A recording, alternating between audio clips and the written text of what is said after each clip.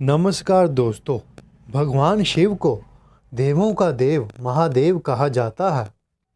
लेकिन क्या आपको पता है उनका जन्म कैसे हुआ था? उनकी माता कौन थी? उनके पिता कौन थे?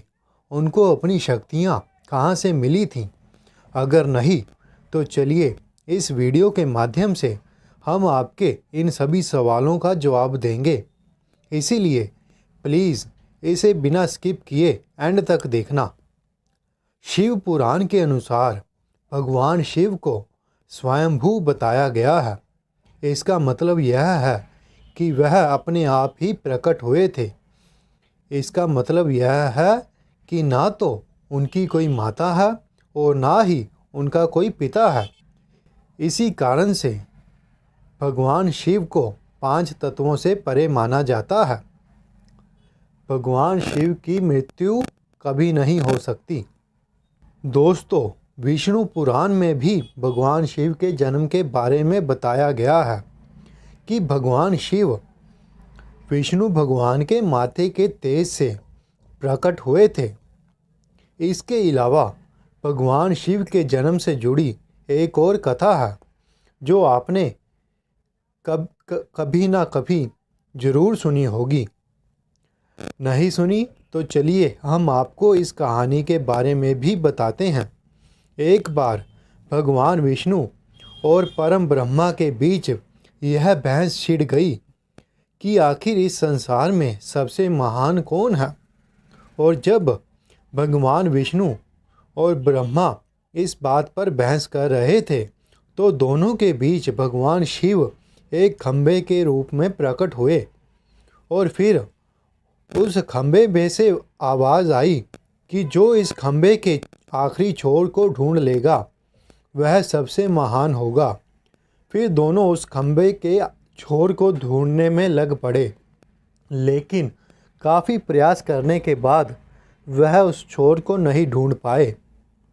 और फिर भगवान विष्णु और ब्रह्मा ने यह मान लिया कि शिव ही सबसे महान है इस संसार में।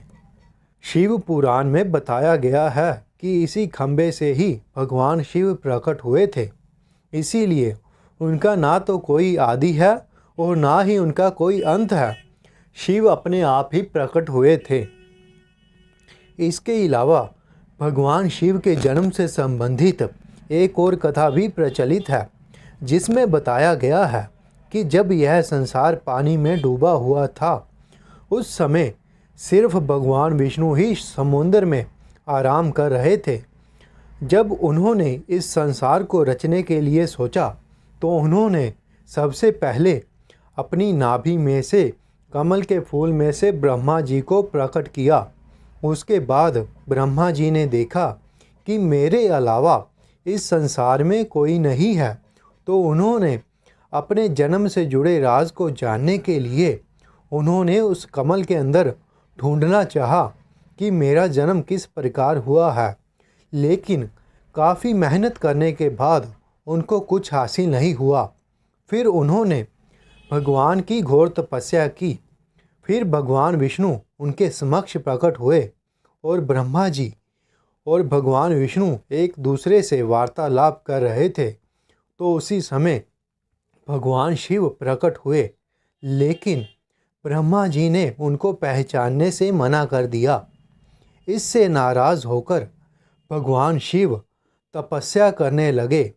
फिर भगवान विष्णु ने ब्रह्मा जी को कहा कि आप भगवान शिव को मनाएं।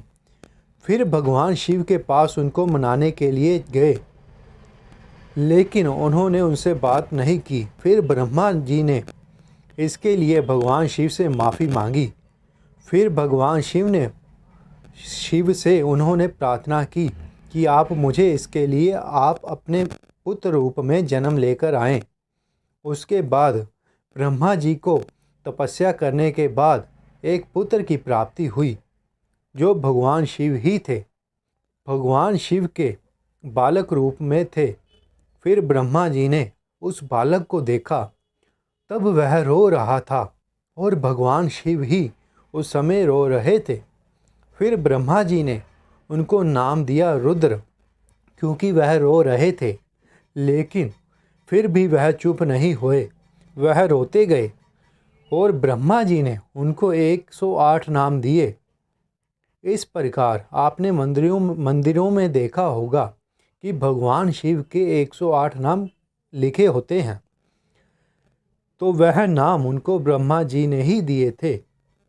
भगवान शिव के जन्म से जुड़ी और भी बहुत सी कथाएं हैं, लेकिन उनमें से कुछ आज हमने आपको बताई हैं।